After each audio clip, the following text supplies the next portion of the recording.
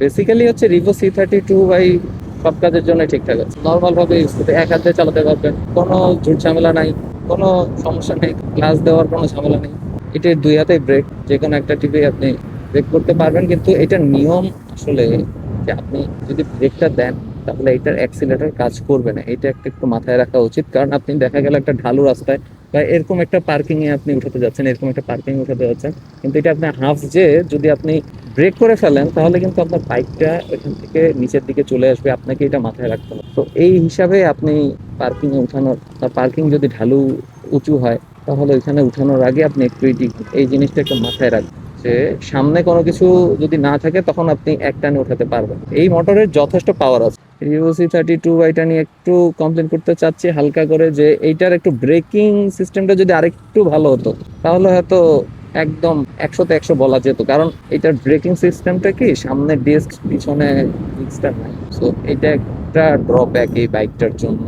এছাড়া এই বাইকে তেমন কোনো ড্রব্যাক নেই, যদি এটার গ্রাফাইন ব্যাটারি ঠিক আছে, তারা গ্রাফাইন ব্যাটারি বলছে, গ্রাফাইন ব্যাটারি দিয়ে এখন ম্যাক্সিমাম এই প্রাইজের মধ্যেই স্কুটিগুলো আছে। কারণ আপনি লিথিয়াম ফসফেট, যেটা এখন সর্বোচ্চ ভালো ব্যাটারি লিথিয়াম ফসফেট, এই ব্যাটারিটা আপনি নিতে গেলে প্রাইস একটু বেশি দিয়ে নিতেই হবে। এখন ওইটার দিক থেকে কম্প্রোমাইজ করতে গেলে আপনাকে গ্রাফাইন ব্যাটারির দিক থেকে যদি নিতে চান তাহলে ভিভো C32 টাই আপনার জন্য এখন পর্যন্ত এই প্রাইস রেঞ্জের মধ্যে বেস্ট একটা স্কুটি বললেই চলে।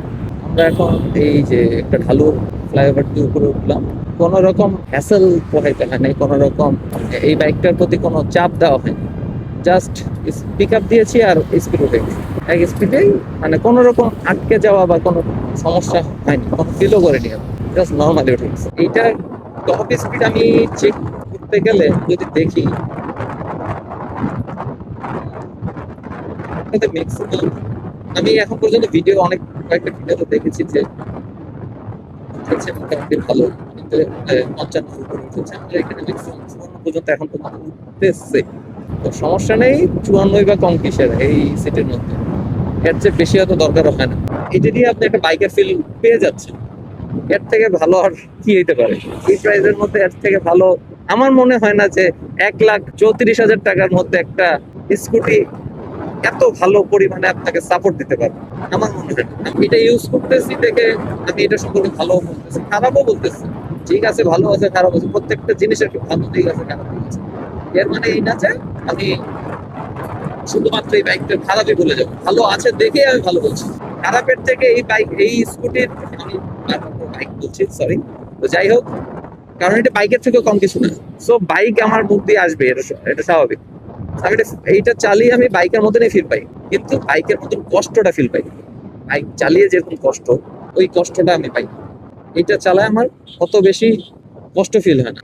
স্কুটি চালিয়ে আমি একদম ফুল রিল্যাক্স মোডে চালাতে পারি, প্লাস অনেক কিছু ক্যারি করতে পারি, অনেক কিছু ক্যারি করে আমি স্কুটি চালাতে পারি। ভিভো C32 এটা নিয়ে বলার অনেক কিছু আছে, এটা নিয়ে একটা ভিডিওর মধ্যে হয়তো কমপ্লিট করা যাবে না।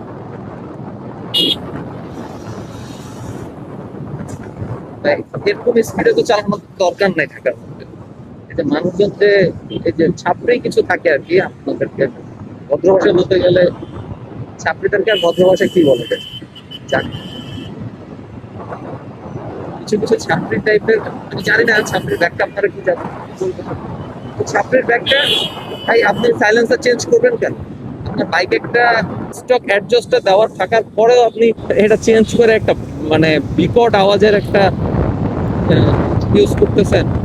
এই জিনিসটা আমার জন্য অত বেশি পছন্দ না, আর আমার সাউন্ড অত বেশি আমি লাইক করি না।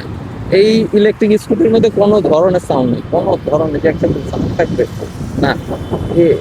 হ্যাঁ, এটা নিয়ে আমি একটা সমস্যার কথা বলতে পারি, যে সামনে যেই গাড়ি ঘোড়াগুলো থাকে, যে গাড়ি থাকে বা রিক্সা থাকে, তারা বুঝতে পারে না যে পিছনে কিছু আছে। তো তখন একটু হর্নটা একটু বেশি দিতে হয়, নাহলে তারা বুঝবে না যে আমি পিছনে একটা স্কুটি আছে। অনেকেই বলে যে স্কুটি তো মেয়েদের, আরে ভাই স্কুটি ঠিক আছে মেয়েদের ছেলেদের বলে কোনো কথা আছে? যেখানে লেখা আছে সেটা মেয়েরাই খালি ইউজ করতে পারবে। একটা ইজি একটা জিনিস আপনি চাইলে মেয়েরাও ইউজ করতে পারবে, ছেলেরাও ইউজ করতে পারবে। আর এইটা এই যে স্কুটি আমি যেটা নিয়েছি Vivo C32 এটার মধ্যে আপনি সব রকমের সুবিধা পেয়ে যাচ্ছেন। আচ্ছা, এখানে আমি হচ্ছে ফুল রিভিউতে এটা নিয়ে অনেক কথা তুলে ধরবো, যে এটি চালিয়ে কি কি ভালো দিক বা খারাপ দিক যাই বলেন না কেন, এটা রিভিউর মধ্যে আমি তুলে ধরবো, কোনো সমস্যা নেই। একটা 500 কিলোমিটার একটা রিভিউ আমি দিয়ে দিব। যদি পারি, যদি আমার সময় কুলায়, তাহলে আমি একটা রিভিউ দিয়ে দেওয়ার চেষ্টা করব। তো আশা করি আপনাদের আজকে আমার এই ভিডিওটা হয়তো বোরিং লাগতে পারে, কারণ আমি শুধুমাত্র স্কুটি চালিয়ে গিয়েছি। আপনাদের বোরিং লাগতে পারে, কিন্তু কিছু করার নেই। যদিও বোরিং লাগলে আপনারা কেটে কেটে দেখবেন, না হলে স্কিপ করবেন, সমস্যা নেই। কিন্তু যদি রিভো C32Y বা অন্য কোনো স্কুটির আপনার পছন্দ থাকে, তাহলে আপনারা এই ভিডিওটাই দেখতে পারেন, যে একটা রিভো C32Y বা একটা ইভি স্কুটার নিয়ে আপনি ঢাকা শহরের মধ্যে চলাচলের জন্য কতটা আপনার জন্য নিরাপদ বা কতটা আপনার জন্য সাশ্রয়ী, ইজি হয়ে থাকতে পারে। এই যে আমি জ্যামের মধ্যে চালাচ্ছি, অনেকে বলে যে স্কুটি, ইলেকট্রিক স্কুটি বা ইভি, একটা ইভি আপনারা জ্যামের মধ্যে নাকি চালাতে পারেন না, যে জ্যামের মধ্যে চালাতে নাকি অসুবিধা হয়। কই ভাই, আমার তো অসুবিধা হচ্ছে না। যতটুক পারা যায় যে নিজে একটু কন্ট্রোল করে আপনারা চালানো ট্রাই করবেন। সবকিছু নিজের কন্ট্রোলের উপর, প্রত্যেকটা জিনিস নিজের কন্ট্রোলের উপর থাকে মানুষের। আপনি কার চালান, আপনি বাস চালান, ট্রাক চালান, বাইক চালান, যাই চালান না কেন, প্রত্যেকটা জিনিস যদি কন্ট্রোল করে না চালাতে পারেন, তাহলে তো ভাই আপনি কিসের ড্রাইভার? আপনি যদি চালাতেই না পারেন, তাহলে তো আপনি এই জিনিস নিয়ে রাজপথে নামতে পারবেন না। তো যাই হোক, অনেক কথা বলে ফেলেছি। আশা করি ভিডিওটি আপনাদের ভালো লেগেছে বা ভালো লাগার মতন হয়েছে। ভালো থাকবেন সবাই। যাই হোক, আশা করি আপনাদের এই ভিডিওটি ভালো লেগেছে এবং সাপোর্ট দিয়ে পাশে থাকবেন সবসময়। এরকম নিত্য নতুন ভিডিও নিয়ে ইনশাল্লাহ আসার চেষ্টা করব। আমার রিভো C32Y হোক বা যে কোনো ভিডিও হোক, যে কোনো ধরনের ব্লগ হোক, নিয়ে আমি আসার চেষ্টা করব। তো আজকের মতন এই পর্যন্তই। নেক্সট ভিডিওতে ইনশাল্লাহ দেখা হবে। আসসালামু আলাইকুম।